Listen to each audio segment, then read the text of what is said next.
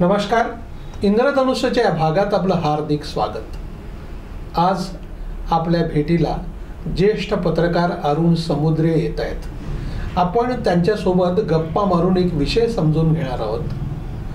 भाजपचे ज्येष्ठ नेते आमदार हरिभाऊ बागडे यांना राजस्थानचे राज्यपाल पदी त्यांची नियुक्ती करण्यात आली आहे. अतिशय सार्थ निवड आहे. एकूण हरिभाऊ बागडे यांच्या संपर्कात अरुण समुद्रे अनेक वर्षापासून आहेत. खरं म्हणजे त्यांच्या पत्रकारितेची सुरुवात झाल्यानंतर हरिभाऊंचा देवगिरी तरुण भारतमध्ये संबंध आला. तो अगदी आत्तापर्यंत लाईव्ह कॉन्टॅक्ट आहेत. म्हणजे निवड झाल्यानंतर देखील त्यांचं फोनवर बोलणं झालं.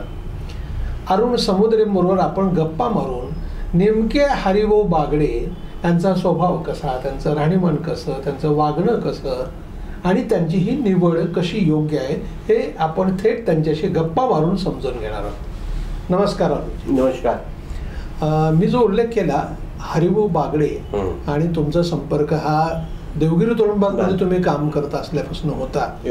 तर जरा आम्हाला 1989 पासून तुमचा जो संपर्क होता त्यांच्या जरा साधेपणाचे किस्से सांगा ना जरा.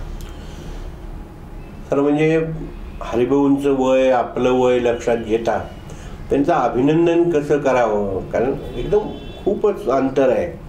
पण त्यांचं अभिनंदन केलं पाहिजे आणि ते अभिनंदन करत असताना त्यांचे काही आपल्याला ज्याला गुण म्हणा किंवा जो स्वभाव म्हणा किंवा जी गुणवैशिष्ट्य म्हणा त्याचा जर आपण उजळणी केली तरच त्यांचं खरं म्हणजे अभिनंदन केल्यासारखं आहे.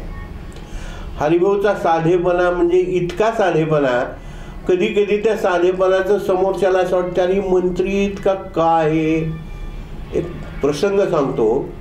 आम्ही नगर तरुण भारत सुरू करायचं आमचं चाललं होतं आणि मग नगरला एक बैठक करायची होती. मग मी सोबत होतो. म्हणलं नाना आपण पुण्याची तुमची बैठक आटोपली की नगरच्या बैठकीला एकत्र जाऊ. हो जाऊ म्हणले. तू इथंच थांब. मी बरं म्हटलं. आम्ही निघालोत, नगरहून निघालोत, पुण्याहून निघालोत आम्ही नगरला यायला. आणि मग काय म्हणजे किती बघा त्यावेळेस अन्न व नागरी पुरवठा खात्याचा मंत्री माणूस. मी म्हणलं असं करू, ते सगळे DSO सगळे रिजनमधले अधिकारी हे सगळे एकत्र करू आणि मग सोपं होतं आहे. आणि असं करू ती भोजनाची बैठक वगैरे करू आपण, फॉलोड बाय लंच असं त्याला करायला लावू. कशाला म्हणले फॉलोड बाय लंच. म्हणलं मग नाही ते राजाभाऊ झरकर म्हणून एक म्हणले. ते राजाभाऊकडे जाणंच झालं नाही मंत्री झाल्यापासून. ते राजाभाऊला फोन कर म्हणले आम्ही तुमच्या घरी यायलो. आता हा एक प्रोजेक्ट मोठा करायचा आहे, मंत्री आहे, आपल्या अपेक्षा. त्यांनी स्पष्ट शब्दात सांगितलं की तू फक्त राजाभाऊला फोन कर आणि आम्ही त्यांच्या घरी गेलो. हरिभाऊनी आयुष्यात कमीत कमी वेळेत ह्याचं भोजन किंवा नाश्ता घेतला आपल्या रेस्ट हाऊसचा. मंत्री होते, अध्यक्ष होते, पण नाश्ता भोजन हे कार्यकर्त्याच्या घरी आणि ते भोजन झाल्यानंतरचे 10-15 मिनिट हे त्या कार्यकर्त्याच्या कुटुंबासोबत हा त्यांचा शिरस्ता आत्तापर्यंत होता. अतिशय साधे. कधी असं वाटणार नाही. आता हे जॅकेट वगैरे तर नालाचं गेलं 10-12 वर्षात. पूर्वी ते एक पांढरा शुभ्र जब्बा, धोतर आणि टोपी आणि अष्टगंध लावणे हा एक वेश. कुणाबद्दलही द्वेष नाही करायचा, कुणाला फार हे नाही करायचं. राजकीय ज्याला काय म्हणतात आपण, राजकीय आकांक्षा तर प्रत्येकाला असते, ते नाही अशातला भाग नाही. पण सगळ्यांना सोबत कसं घेऊन जाता येईल याच्या बाबतीतला त्यांचा आदर्श हा आपण घेतला पाहिजे. अधिक साधेपणा म्हणजे कसा, एक घटना घडली होती. त्या घटनेमध्ये मुंडे साहेबांनी एका व्यक्तीला खूप मदत केली होती. आमचं तरुण भारतचं आपलं चाललं होतं. म्हणलं नाना त्यांना सांगा म्हणले का आपल्याला मोठी जाहिरात द्यायला. नानानी काय सांगा मला, अरुण त्याची मनस्थिती चांगली नाही. म्हणलं नाना आपली परिस्थिती चांगली नाही. ते म्हणजे परिस्थिती बदलू शकते, सध्याची मनस्थिती नाही. म्हणजे पहा आपल्या संस्थेच्या परिस्थितीसाठी एखाद्याच्या ह्याचा गैरफायदा घेणं हे आपण राजकारणात किती पाहतो. आणि ह्या माणसाने मला सांगितलं नाही नाही आता त्यांची मनस्थिती नाही. म्हणलं असं कसं, तू 10 ठिकाणी जास्त ठिकाणी जाणं म्हणे, तुझं टार्गेट तुला कम्प्लीट करायचं 10 ठिकाणी जास्त जा. पहा एवढी मोठी सत्ता हातात आहे आणि एक माणूस संस्कार काय करतो तर 10 ठिकाणी जास्त जा, हा साधेपणा आहे. मला अरुण हे सांग की त्यांचं तसं शिक्षण हे फार लौकिक शिक्षण नव्हतं, कमी होतं. पण त्यांचा विषयांचा अभ्यास मात्र जबरदस्त होता. तर त्याचेही जरा काही किस्से आम्हाला सांग. हरिभाऊच्या पूर्ण कुटुंबातले पहिले शाळेत शिक्षण घेतलेले हरिभाऊ पहिले. आणि हरिभाऊंचा लौकिक अर्थाने शिक्षण जरी सोडलं तरी शेती, ग्रामीण विकास आणि पाणी ज्याला सिंचन याच्या बाबतीत हरिभाऊ इतका सखोल अभ्यास. ते जलतज्ञ नव्हते, म्हणजे त्यांना कोणी म्हणणार नाही, ते कृषी हे म्हणणार नाही, पण शेती आणि शेतकरी त्याला सत्तेतनं किंवा सरकारकडनं कशी मदत मिळाली पाहिजे याच्या बाबतीतला त्यांचा अतिशय दांडगा अभ्यास होता, अतिशय दांडगा अभ्यास होता. म्हणजे बघा शेतकऱ्याला काय लागतं आणि कसं करायला पाहिजे याच्या बाबतीत त्यांची आपण ज्याला काय म्हणू तळमळ जी होती ना ती मंत्री असतानाही मी पाहिली, आपले विरोधी पक्षातले आमदार असतानाही पाहिली. एक प्रसंग असा घडला की शेतात जाताना चिखल खूप व्हायचा, हे शेतातनं गावातनं गाड्या फिरवायच्या.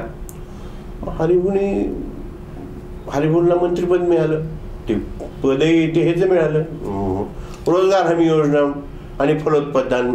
त्यांचे थोडा फलोत्पादन आवडीचा विषय तर हा मिळाला. आम्ही म्हणलं नारा ते हे दिले, हे पहा पक्षाने जे दिलंय ना ते नीट करायचं म्हणे. आणि अवघ्या 3-4 महिन्यात त्यांनी सचिवाला सांगितलं की मला एक प्रस्ताव आणायचा आहे आणि उद्या तुम्ही रिजिएसच्या सगळ्या सेक्रेटरी, चीफ सेक्रेटरी, आपले उपसचिव, सचिव, सगळे डेप्टी कलेक्टर यांची मीटिंग लावा. तो जो सचिव होता त्याची अशी त्या मंत्रालयात खाती होती की हाच सगळ्यांना डिटेक्ट करतो, मग ह्याला कोणी करत नाही. आणि त्याला असं वाटलं की टोपी आहे काय सांगणार आहेत. आणि थोडं सगळ्यांनी त्या पहिल्यांदा त्या विषयाला काकू केलं. पण हरिभाऊने खाली टोपी काढून ठेवली टेबलवर आणि सांगितलं मी शेतकरी आहे, मी ग्रामीण भागातनं आलेलो आहे आणि मी जे सांगतोय ते नीट ऐका आणि तसाच प्रस्ताव आला पाहिजे. आणि तो प्रस्ताव होता खेड्यातली गावातले रस्ते हे रोजगार हमी योजनेतनं करायचे. हरिभाऊनी जी प्रस्तावना केली त्या ह्याच्यातली ती अशी इतकी छान आहे, पाठ मुखद्गत आहे मला तर, की तुम्ही शहरातनं गावावरून मोठा रस्ता जातो तो सिमेंट कॉन्क्रीटचा असतो, तो डांबरी असतो, चकचकीत असतो, पण तुम्ही गावात घराकडे जाताना तुम्हाला चिखल तुडवत जावं लागतं. मग ह्याचा विचार करा, त्याच्यापेक्षा तो रस्ता मुख्य रस्त्यापासून गावातला रस्ता हा रोजगार हमी योजनेने केला तर गावातल्या गावात रोजगार उपलब्ध होईल, शेतकऱ्याला त्याचा फायदा होईल. म्हणजे हे जो आहे तो त्यांचा विषय आहे. पाण्याच्या बाबतीमध्ये बारमाही पाणी कसं देता येईल, की 2 वेळा 3 वेळा शेतकऱ्याला पीक कसं घेता येईल त्याचा आकडेवारी मांडायची. आकडेवारी म्हणजे ती अगदी कृषी विद्यापीठाच्या इतकी तशी हे नाही, पण शेतकऱ्याला जे रोज लागतं म्हणजे जो शेती करतो ना बांधावरचा शेतकरी ज्याला अगदी रोज शेती करायची आहे त्याला ते हरिभाऊचं म्हणणं पटायचं, इतका त्यांचा त्याच्यातला अभ्यास होता. आणि दुसरी गोष्ट म्हणजे त्यांची आकलन शक्ती. आपण काय आकलन शक्ती होती. हरिभाऊ मंत्री झाले मग हे गोंधळ व्हायचा, हे व्हायचं ते व्हायचं. रोजगार हमी म्हणजे तर लोकांचं म्हणणं होतं की रोजगार हमी अर्धे तुम्ही अर्धे आम्ही, अशा गोंधळ. पण मुख्यमंत्र्याला किंवा इतर मंत्र्याला विधानसभेत हरिभाऊच्या मदतीला कधीही धावून यावं लागलं नाही. पूर्ण उत्तर हरिभाऊ द्यायचे आणि प्रचंड आकलन. म्हणजे आकलन म्हणजे काय असते ते एका त्या काळात ह्याचा खूप प्रॉब्लेम होता रॉकेलचा, ह्याचा ते मिक्स करणं आमकं ढमकं. आम्ही धुळ्याला होतो, धुळ्याला ते एका DSOनी ते हे पकडला ते टँकर आणि त्या ह्याच्यापाशी त्याचं मिक्सिंग होतं. आम्ही मुक्कामाला होतो, जेवण वगैरे झालं. तर मग तेवढे गावात अन्न नागरी पुरवठा मंत्री असताना असं काही पत्रकार आले, हे आले. हरिभाऊनी विचारले कुठं घडलंय? इथे. चला म्हणले. पुन्हा ते काढून ठेवलेला शर्ट घातला, टोपी घातली, आम्ही गेलो. आणि ते पंचनामा करणाऱ्याने असा त्यांच्या नेहमीच्या पद्धतीने अशी मेक मारून ठेवली होती त्या पंचनाम्यात. हरिभाऊंनी सांगितलं सही करण्यापूर्वी मला दाखवा. तर DSO घाबरून गेला. ते म्हणले सर कशाला? मी सांगतो मला दाखवा, वाचा म्हणे. त्यांनी असं लिहिलं होतं की रॉकेलचा टँकर पंपावर उभा होता आणि सगळे गोष्ट. हरिभाऊंनी विचारलं तुला समजतं का म्हणे काय लिहिलं ते? त्याने काय झालं सर? उभा नव्हता, त्याच्यात मिक्स केलं जात होता असा उल्लेख कर म्हणे, नाही तर उद्या सुटून जाईल म्हणे. एका वाक्याचं तो माणूस हे झाला. ही एक घटना. पूर्वी कसं असायचं की मंत्र्याकडं काही अपील चालायचे, म्हणजे स्वस्त धान्य दुकानाचे, याचे त्याचे. हरिभाऊंनी जे निर्णय दिले ॲज अ मिनिस्टर म्हणून, त्याचा एकही निर्णय ना खालच्या कोर्टाने कधी बदलला ना कधी वरच्या कोर्टाने बदलला. जो निर्णय दिला तो हायकोर्टात सुद्धा कायम राहिला. म्हणजे इतक्या निपक्षपातीपणे आणि इतक्या बारकाईने अभ्यास करून फाईलचा ते निर्णय देत होते. अरुणजी मला हे सांगा की एकूण सहकार क्षेत्रामध्ये हरिभाऊंचं काम हे अतिशय मोठं. अगदी ते दूध असेल की अगदी साखर कारखाना सुरू करायचं असेल तर त्याचाही जरा तपशील सांगा. कसं होतं त्या काळात आपल्याकडं, म्हणजे आपल्याकडे इन द सेन्स मराठवाड्यामध्ये दुधाची तशी, म्हणजे व्यक्तिगतरित्या कोणी दुधाचा धंदा वगैरे करत असेल, पण सामूहिकपणे आपण केला पाहिजे. सामूहिकपणे आपण हा पूरक उद्योग, जोडधंदा म्हणून स्वीकारला पाहिजे शेतकऱ्यांनी. यासाठी हरिभाऊंनी खूप छान काम केलं. आणि पहिल्यांदा संभाजीनगर जिल्ह्यामध्ये जिथे पिंपळगावला एक सहकारी दूध सुरू केली. साधारण एक मला वाटतं त्या ते 100-200 लिटरसुद्धा पण सुरुवातचा होता. आणि आज औरंगाबाद जिल्हा तिला अधिकृत नाव आहे, आता आपण त्याला संभाजीनगर होतो. संभाजीनगर दूध उत्पादक संघ हा हरिभाऊ म्हणेल तसंच चालतो. हा दुधाचा आहे. पुन्हा हरिभाऊ महानंदावर हे झाले, महानंदामध्ये काम केलं. मराठवाड्यातले पहिला माणूस आहे हरिभाऊ.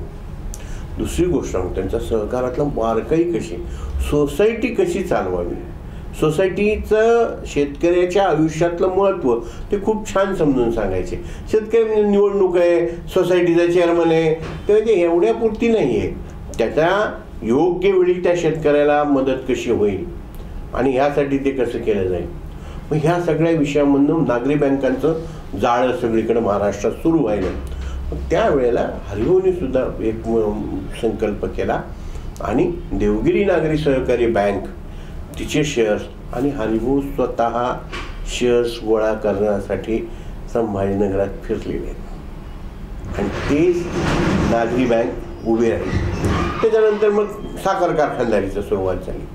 आणि दुसरी गोष्ट एक त्यांची सगळ्यात चांगली होती, त्याच्या ह्याच्यात आपण घुसण्यापेक्षा आपण आपलं निर्माण करू, काहीतरी सहकारामध्ये करू किंवा उद्योगधंद्यात करू. नाही तर लोकांचे कसं असतं, ह्याच्या सोसायटीच्या निवडणुकीत आपले 4 कार्यकर्ते उभे करू, त्याला डिस्टर्ब करू, ह्याच्या साखर कारखान्यात 4 डायरेक्टर आपले करू.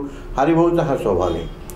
आपण मग ते साखर कारखान्याचं सगळं सुरू झालं, खाजगी साखर कारखानदारी सुरू झाली. मुंडे साहेबांनी सांगितले की हरिभाऊ आपला संभाजीनगरामध्ये आपला कारखाना नाही आहे, तुम्ही सुरू करा. मग विवेक देशपांडे असतील, गव्हाणे असतील, पन्हाळे असतील, हरिभाऊ, ह्या सगळ्यांनी एक छत्रपती संभाजी सहकारी खाजगी सहकारी साखर कारखाना चालू केला. आणि लातूर भेटीत ठुमरे साहेबाची भेट घेतली नाही असं त्यांचं कधीही होत नाही. त्या विषयातला जो कोणी तज्ज्ञ आहे त्याच्याशी चर्चा करणं आणि त्याच्या बुद्धिमत्तेचा वापर आपल्या भागात करून घेणं, ह्याच्या बाबतीत त्यांचं म्हणजे अगदी हातखंड आहे म्हणलं तरी चालू शकतं, इतकं त्यांचं हे आहे. अरुणजी, महाराष्ट्रातले शिवराज पाटील चाकूरकर, वसंतदादा पाटील, प्रभार राव आणि सुशील कुमार शिंदे यांना अन्य प्रांतामध्ये राज्यपाल पदाची संधी मिळाली. त्यानंतर आता हरिभाऊंना ही संधी मिळते आहे.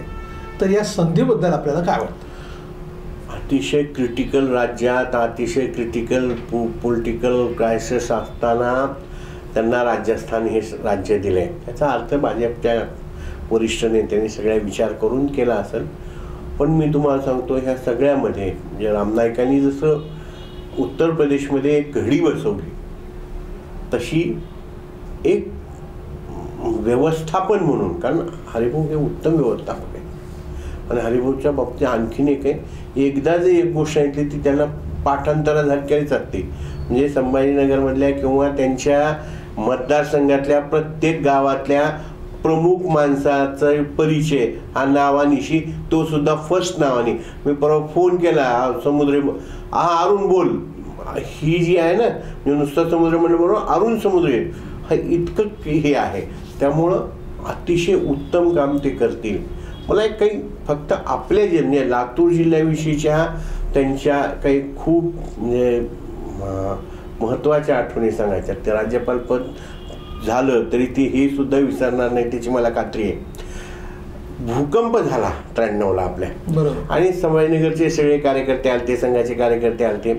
मंगरुळला सगळं सेवा कार्य चालू होतं. हरिभाऊ त्यावेळेला एक जीप होती मोठी, सगळे कार्यकर्ते त्या ह्याच्यात आले होते. मंगरुळला एका माणसाच्या अंगावर शर्टच राहिलं नाही.